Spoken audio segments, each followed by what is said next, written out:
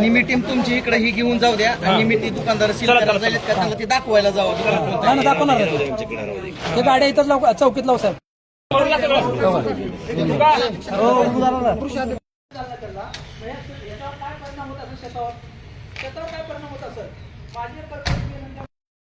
नेमकं कुठलं खत आहे, कुठून आणलेलं आहे, कोण आणलं? 20-20-00-18-18-10 आणि 10-10-10-26-20-20 ह्या तीन एकाच मालकाच्या कंपन्या आहेत का. कुठून तर मला वाटतं नांदेड साईड आणि कोल्हापूर साईडवरून माल येत आहेत. हे 2-4 वर्षापासून यांचं रॅकेट आहे.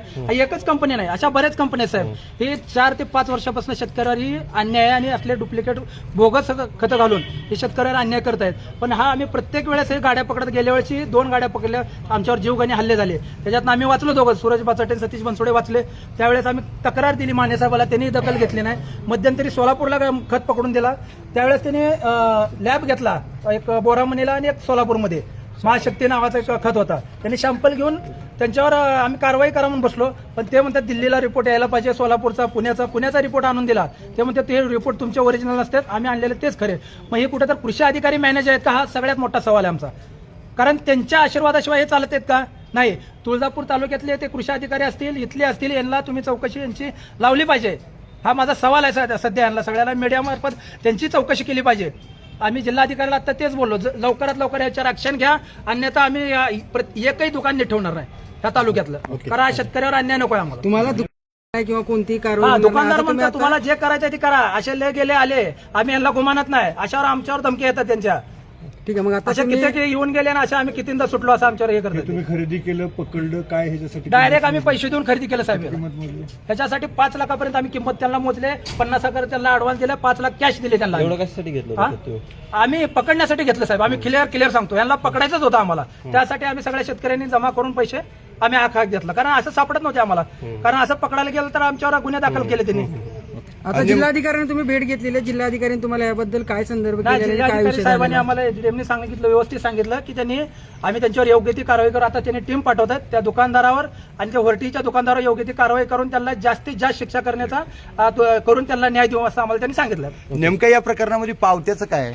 पावत्याचं कारण म्हणजे तुम्हाला ही दाखवतो पावती, कारण मी पावती त्यांना ओरिजिनल मागितली, त्यांनी ओरिजिनल पावती देत नाहीत. आणि मला असं कळालं, कारण बरेच शेतकरी 5 वर्षापासून यांचं जी सुळसुळाट चालू आहे, ही रॅकेट मोठा आहे, ही बारकं रॅकेट नाही. त्यांनी पावत्या काय करतात, असं साध्या पावत्या देतात. आणि आता 500 पोत्याची आम्ही मागणी केली होतो, 50,000 त्यांना फोनपे टाकलेत आणि त्यांनी काय केले, साधी पावती दिलेत, त्यांनी ओरिजिनल पावती दिली नाहीत. काय नाव आहे त्याचं? ओमकार कृषी केंद्र सेवा केंद्र, नळदुर्ग, तालुका तुळजापूर, जिल्हा धाराशिव. कारण ही नळदुर्गा बी आहे त्याची शाखा आणि अंदुरा बी आहे.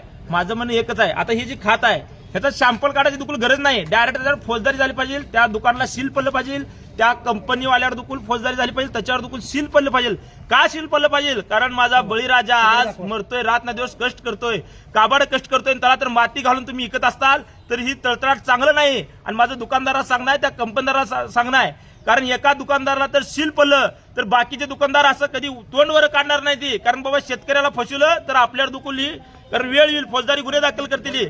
त्याच्यामुळे माझं कळकळीची विनंती आहे तुम्हाला सर्वांना सांगणार, कलेक्टर साहेबांनी आम्हाला आता म्हणले त्याच्यावर आपण योग्य ती डायरेक्ट फौजदारी गुन्हे दाखल करू. कारण सॅम्पल काढायची आता गरजच नाही, कारण आता इथे मर्डर झाले. थोडक्यात सांगायचं म्हणजे तुम्हाला मर्डर झाले, माणूस जिवंत का मेले ती विचारायची गरज नाही, म्हणजे खात डुप्लिकेट आहे, माती आहे याच्यामध्ये. त्याच्यामुळे तात्काळ आपल्याला ओमकारजी कृषी केंद्र जे आहे आपला अंदूर, त्याच्यावर दुकुल फौजदारी गुन्हा दाखल करून त्या दुकानाला सील मारलं पाहिजे, ती कंपनी हुडकून काढली पाहिजे कुठे ती, आणि त्या कंपनीला दुकुल सील मारलं पाहिजे. एवढंच सांगतो, माझ्या शेतकऱ्याला न्याय मिळावा, एवढंच सांगतो. जय जवान जय किसान. इकडे बघा, बनावट खत जो आता इथं पकडलाय, शेतकऱ्यांनी आणून दिलाय जिल्हाधिकाऱ्यांसोबत याबाबत शेतकऱ्यांनी चर्चा पण केली. नेमकं पुढे कारवाई काय असणार आहे आणि ठोस कारवाई होणार आहे का? पहिला टप्पा आता हे जे शेतकऱ्यांनी ओमकार कृषी केंद्र जे तुळजापूरचा केंद्र आहे अंदुऱ्याचं, तिथून माल खरेदी केलेला, हा माल प्रथम आम्ही पोलीस स्टेशनला माल हा सीज करून ठेवत. आणि आता आमची 2 किंवा होऊन जे त्याच्या 2 शाखा आहेत ओमकार कृषी केंद्राच्या, आम्ही तिथं जातो.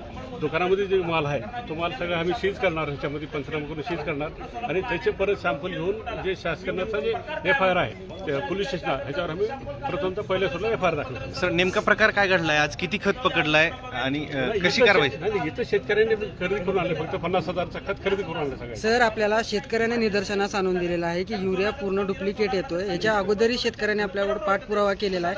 आपण दखल घेतली नाही. शेवटी शेतकऱ्याला हा पर्याय उचलावा लागला की स्वतः खर्च करून युरिया आणावा लागला आणि तुम्हाला दाखवावा लागला. आपण वेगळी वेळी दखल का घेतली नाही? आणि हा युरिया नसून हा 18-10-20 आणि 20-0 हे 3 हे खाते मिश्र खत येते युरियामध्ये नाही.